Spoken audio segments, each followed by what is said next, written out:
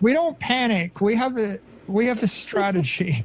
We're not traders. If your time horizon is less than 4 years, you're sort of a trader. If it's in the months, you're definitely a trader. I'm not an expert trader. I don't have a crystal ball. I don't know where the market's going to go week by week, month by month.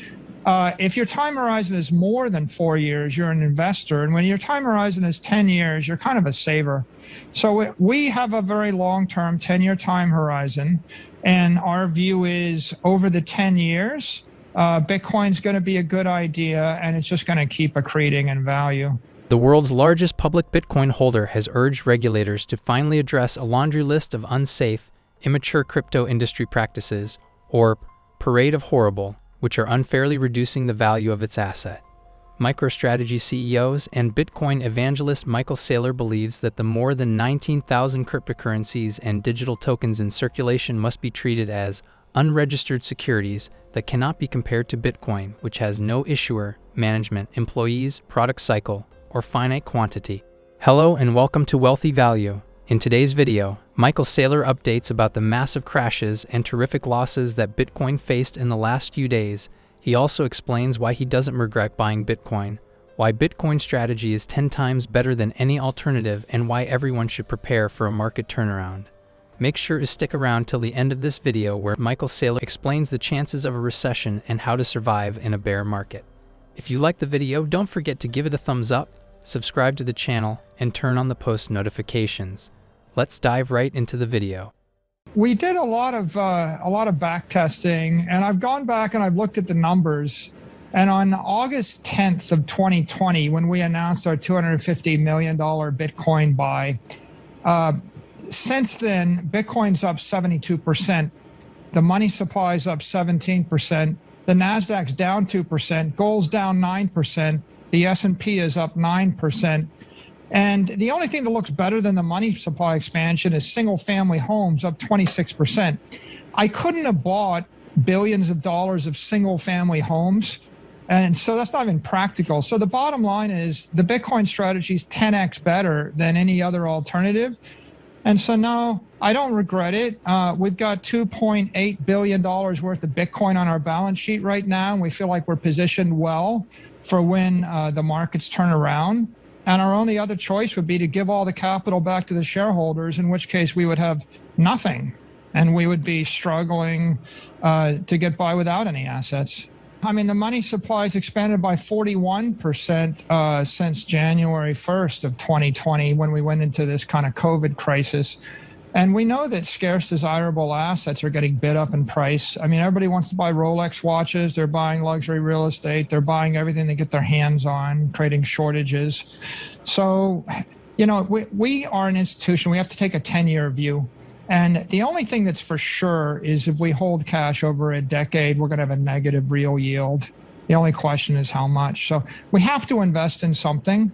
And we've chosen as a business strategy to focus on what we believe is the most exciting investment idea, because it's a digital commodity that's absolutely scarce and only getting technically better every year. The number that I look at to figure out sort of a surrogate for the book value of Bitcoin is the 4-year simple moving average, because it trades billions of dollars a day. And so after 1,400 days of billions of dollars a day, that number is 21,700. Bitcoin touched that in the March 2020 crisis. It touched it around 2017. It's touching it right now. Generally, it trades above there. You know, our strategy is we're going to acquire Bitcoin with our free cash flows from time to time. So we're kind of dollar cost averaging into Bitcoin, and we're going to hold the Bitcoin for the long term.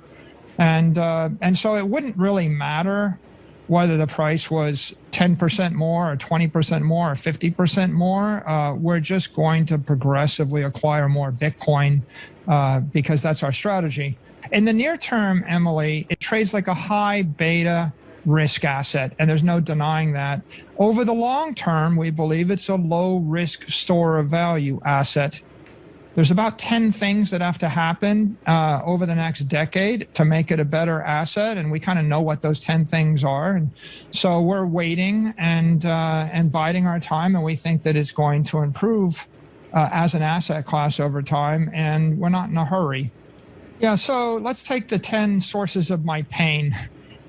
There's no wash trading rules, so people they can sell their Bitcoin and buy it back and harvest the tax gain, and that's not the same with Apple. So if that gets fixed by the House Ways and Means Committee, that's a big plus for the asset.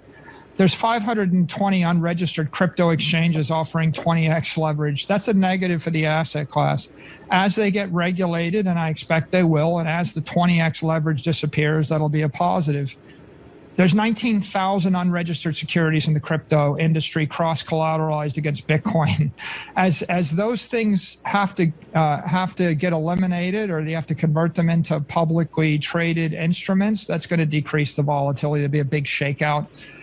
The wildcat banks like the Terras and Lunas and Celsius, they actually create massive volatility. And as they get regulated and they disappear and they grow up and become institutionalized banks, the asset class will mature. There's a lot of ignorance and fear. People think crypto is the same as Bitcoin. If they think that, that means they don't understand either of those two things. We don't have a stable coin, Emily. Like UST isn't a stable coin. Tether is an opaque security no one understands. If we ever have an FDIC issued stable coin or something from a public entity that's endorsed by the SEC, that's going to be very bullish for the industry. There's no spot ETF. I think it's only a matter of time before there is one approved. That'll be very bullish for the industry. The FASB accounting is detrimental. The lack of FDIC guidance makes it difficult, if not impossible, for banks to hold this stuff. We're waiting for clear SEC, CFTC guidance. And those 10 things, they're going to get cured over the next decade. They're just not going to get cured over the next 10 weeks. There's about $1 trillion in the asset class. 400 billion is Bitcoin. The other 400 billion is 19,000 unregistered securities. We're moving from the era of the offshore entrepreneur to the onshore public institution. They want to see all the crypto exchanges regulated. They want to clean up this industry. The stable coin is going to have to be cleaned up as well. And the winners are going to be the public investors and public banks and public companies. And the losers are going to be the wildcatters, and the entrepreneurs that got started, that are flying by the seat of their pants. And I think it's essential for us to move from a $1 trillion industry to a $10 trillion industry. So I welcome it. I think that Bitcoin's been held back by its association with the anything goes crypto industry.